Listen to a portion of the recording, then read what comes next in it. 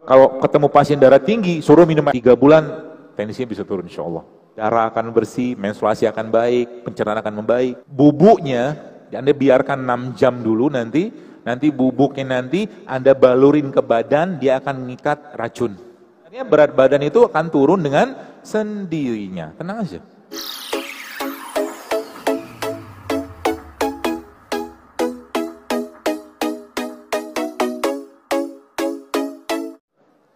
Sampai detik ini, darah tinggi, nggak bisa diobatin. Masa harus minum obat seumur hidup? Apa Tuhan tidak menciptakan obatnya? Allah tidak kasih tunjuk kepada kita. Kenapa? Manusianya jahil, zolim. Bahkan ada guru saya mengatakan, salah satu guru herbal saya dikatakan minum air kelapa itu. Air kelapa itu, dok, kalau ketemu pasien darah tinggi, suruh minum air kelapa. Air kelapa apa? Air kelapa yang masih muda. Yang apa? Karena beliau seorang ilmuwan. Dia katakan air kelapa yang dagingnya masih halus banget. Ya, mau kelapa hijau, mau kelapa biasa, masih halus banget itu, minum tiap hari 1 buah. 3 bulan, tensinya bisa turun insya Allah. Proven? Proven. Kenapa? Air kelapa itu adalah isinya apa? Asam amino. Asam amino isinya. Dan air kelapa itu teman sekalian, kalau kita lihat dalam air kelapa kan ada mineral nggak? Ada. Tapi kelihatan nggak? Nggak kelihatan. Maka sifatnya nano, kecil. Gitu loh. Maka air kelapa itu salah satu air yang sangat steril dan mengandung asam amino tinggi dan isokinetik yang sangat dan sangat isotonik dengan badan kita. Itu air kelapa. Produksi tanah Allah. Dan luar biasa lagi kalau air kelapa itu teman sekalian, Anda campurkan dengan rimpang, dia akan jadi detox yang luar biasa. Air kelapa Anda blender sama kunyit, coba, efeknya nanti apa? Lihat aja, darah akan bersih, menstruasi akan baik, pencernaan akan membaik. Air kelapa di blender sama kurma, di blender sama jahe. Nah, caranya gimana? Air kelapa di blender ya, blender gitu nanti jangan disaring, tapi tunggu dia mengendap sendiri. Kata guru saya begitu. Tunggu dia mengalir sehingga nanti kandungan dari katakan air kelapa tadi mineralnya ketemu dengan jahe, kunyit segala macam tadi itu akan turun yang endapan atau mungkin molekul yang senyawa gedenya yang Anda minum tuh yang bagian tengahnya. Paham ya? Gitu. Tinggal Anda topping aja. Toppingnya pakai apa? Jahe boleh, kunyit boleh, macam-macam, bisa diubah-ubah. Bahkan ternyata air kelapa ketemu sama habatus sauda itu akan jadi detox paling baik untuk badan kita. Air kelapa ketemu dengan habatus sauda. Ya, tambahkan sedikit dengan kurma atau kasih madu. Itu akan jadi detox yang terbaik untuk badan kita. Ya. Jadi itu softwarenya. Ya, kita bicara software. Itu tadi loncat sedikit ya. Jadi ada puasa, ada sholat, ada sedekah. Semua syariat itu sebenarnya secara umum menyehatkan. Ya, maka kerjakan itu dengan baik. Kerjakan itu dengan baik. Nah, sekarang kita masuk ke hardware-nya. Hardware itu apa? Perangkat kerasnya, onderdilnya, suku cadangnya. Manusia, ya, bahan baku kita adalah asam amino. Gen kita itu, saya pernah baca penelitiannya, ternyata subhanallah, gen kita itu berada pada ikatan pH yang sangat tinggi. Jadi ikatan gen kita tuh pH-nya sekitar 9 sampai 10. Ikatan gen. Maka kalau kita belajar dalam surat Abasa, ternyata salah satu tips kita untuk memperbaiki badan kita adalah mengganti atau memperbaiki isi piring. Bagaimana caranya? 4/6 isi piring kita mulai sekarang isilah dengan sayur dan buah-buahan. 4/6-nya. 1/6-nya isilah dengan biji-bijian. Itu dalam surat Abasa. Biji-bijian seperti apa? Ya kacang kedelai yang organik mungkin atau kacang hijau ya yang sehat gitu atau mungkin almond, pistachio, walnut atau kacang Arab atau chickpeas itu biji-bijian. Atau biji-bijian seperti apa ya? Tasnya di mana ya? Ada biji-bijian nggak sih? Kayaknya nggak ada. Di tasnya itu di mana ya? Yang putih. Itu benar-benar. Ya maaf.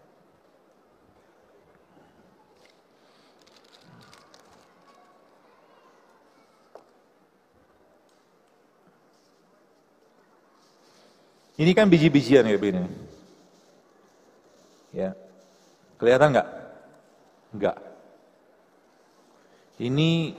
Tapi ini bukan produk lokal sih ya. Ini namanya kacang dal. Ya. Kalau yang suka makanan Timur Tengah bisa tahu tuh. Atau India, seperti kacang dal, biji-bijian. Ya. Jadi banyak sekali teman-teman sekalian yang kita lihat ternyata dengan memperbaiki ya, dengan mengganti pola-pola makan ini. Oh ini dia. Ini biji-bijian. Saya kemarin baca buku itu judulnya, bukan kemarin, kapan-kapan. How Not to Die. Yang mengarang seorang dokter juga di Amerika, dia cerita, ini kan biji-bijian, kacang-kacangan gini kan, protein. Dia cerita tentang ada biji Brazil nut. Jadi ini bukan Brazil nut, ini kan walnut ini, kacang walnut. Ya, ini almond. Kemudian lagi ini pistachio. Ini pistachio mana pistachio? Ini pistachio. Mana dia? Nih. Ini pistachio. Jadi mereka ini mengandung banyak sekali nutrisi penting. Bahkan pistachio ini dia mengandung serotonin. Serotonin itu hormon yang bikin tenang. Ya, maka sebenarnya kalau snack kita diubah kayak begini, ini kan ada kurma, ada kismis, ada kacang, bijian itu, gen kita akan diperbaiki sama dia. Sampai kayak begitu, insya Allah. Ya, jadi 4/6 itu nanti 4/6-nya buah dan sayur, 1/6-nya biji-bijian, 1/6-nya baru masuk protein. Ya, baru masuk protein. Ubah isi piringnya mulai sekarang. Jadi kalau Anda tetap pengen makan nasi, boleh nggak? Boleh. Ya, boleh tetap makan nasi, tapi jangan banyak-banyak. Nasinya harus Anda campur dengan biji-bijian. Saya tidak mempromosikan produk ini ya, tapi mungkin ibu-ibu tahu produk ini ya. Pernah baca produk ini? Ini kan Grand Mix, tahu ya? Jadi kalau Anda masih makan nasinya nggak usah banyak-banyak, cukup 1 sendok makan aja. Nasinya. Nasi itu biang keroknya gula darah naik. Serius. Ya. Biang keroknya, salah satu biang kerok ya, di samping gula pasir. Karena indeks glikemiknya tinggi banget. Ya. Emang ada beberapa yang saya sarankan, dan Bapak Ibu, teman-teman saya sudah sering dengar lah kata-kata saya ini. Kalau Anda mau benar-benar mulai hidup sehat, mulai sekarang, coba deh, tantang diri Anda seminggu ke depan. No rice, nggak ada nasi putih. No flour, tepung. No sugar, nggak ada gula pasir. No minyak. Itu dulu deh. Jadi nanti kalau Anda ketemu dengan bakwan, ucapkan A'udzubillahi minasyaitonirrajim. Tapi kan dokter, ini kan rezeki dari Allah. Betul, tapi kita boleh memilih kok. Anda, misalkan gini, Anda sajikan saya, misalkan gorengan, di sini buah-buahan, saya akan pilih buah. Kalau kita bisa mikir kok, ini kan nggak sehat, udah jelas nggak sehat. Anda kasih saya di sini misalkan bubur ayam, terus di sini Anda kasih saya rujak atau bubur alpukat. Saya kan pilih bubur alpukat. Kenapa? I love my body, saya cinta dengan badan saya. Saya nggak mau zolimi dia. Tadi di mobil, sama Ustadz Lukman tadi, dalam perjalanan di sana saya ngerasa, ini kenapa saya pusing ya, mual. Saya tanya sama beliau, ada pewangi nggak sini? Nyata ada. Sensitif banget badannya, langsung mual. Dan kita punya pewangi yang lain, yang paling gampang kita dapat kayak pandan gitu kan, tinggal dipotong-potong, taruh bawa mobil, selesai. Gitu loh. Karena yang mempengaruhi ini, pewangi-pewangi sintetik itu kenanya ke kepala kita, mempengaruhi otak. Maka kalau Anda punya mobil, ya jangan pakai pewangi sintetik. Pakai pewangi alami aja. Ya, lebih baik ya. Seperti itu. Jadi 4/6 tadi ya, 4/6-nya sayur sama buah, 1/6-nya biji-bijian, 1/6-nya protein.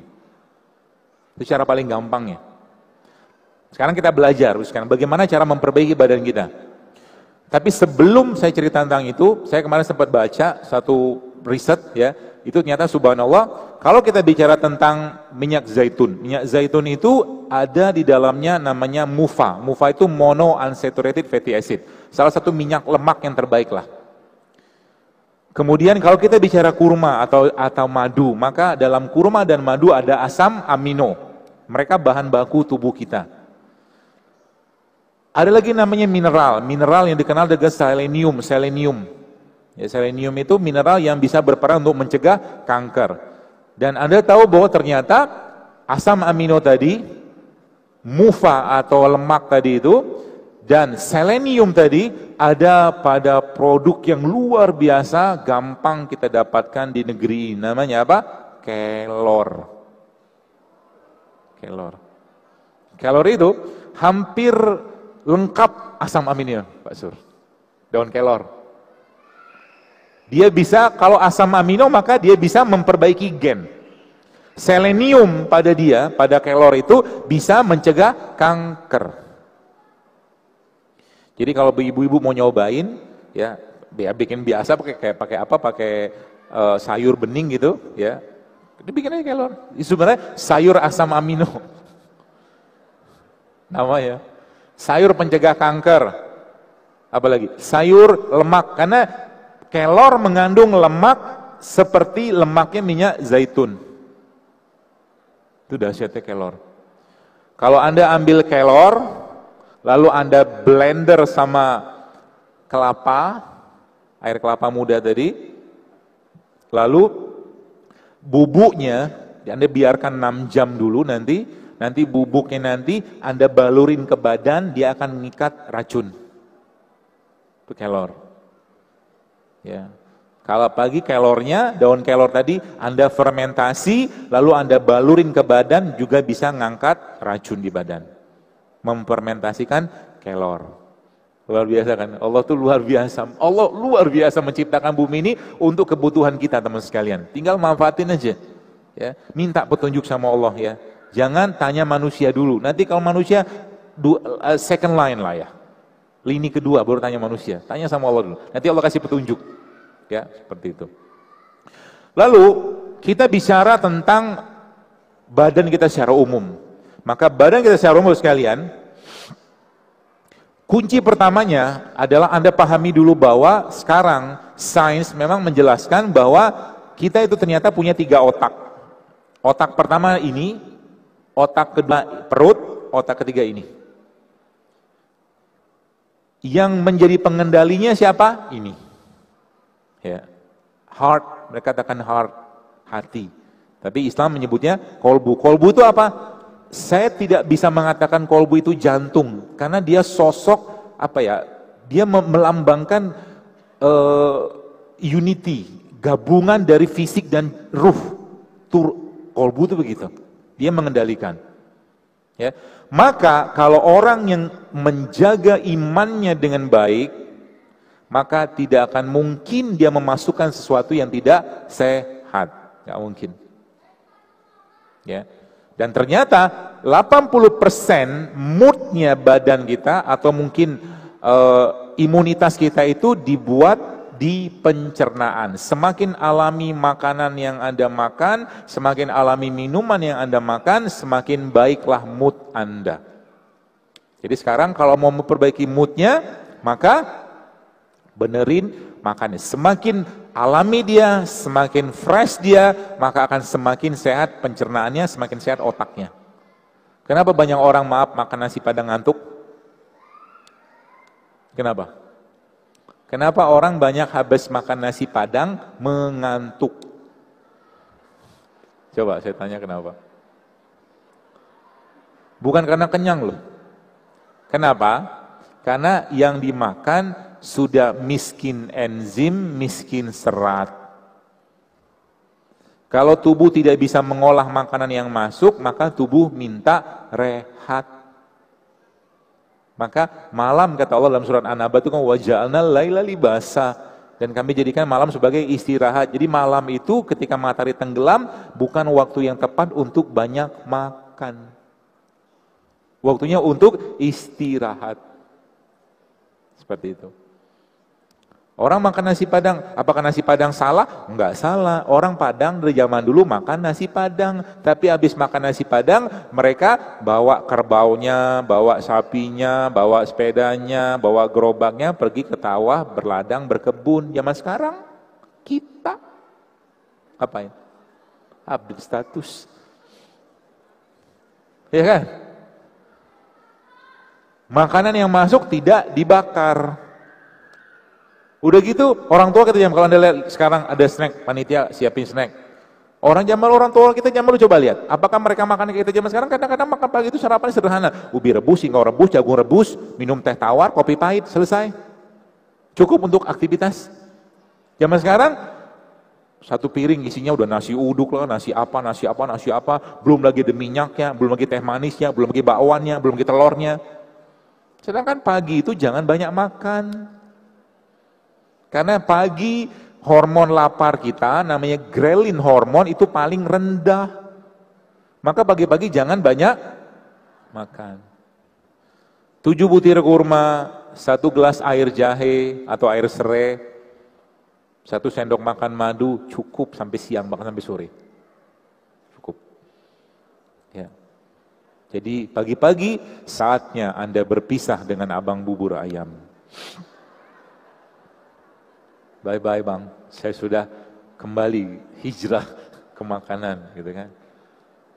Jadi nanti kalau udah menerapkan pola-pola kayak begini, sebenarnya berat badan itu akan turun dengan sendirinya. Tenang aja. Akan turun dengan sendirinya. Nggak usah ribet ikutin diet ini, diet itu. Kalau kita ngurangi kalori yang masuk, pasti turun dengan sendirinya. Gimana mau sehat pagi-pagi? Teh manis, ada nasi kuning lah segala macam. Karbo semua. Betul? Jadi mau berubah nggak?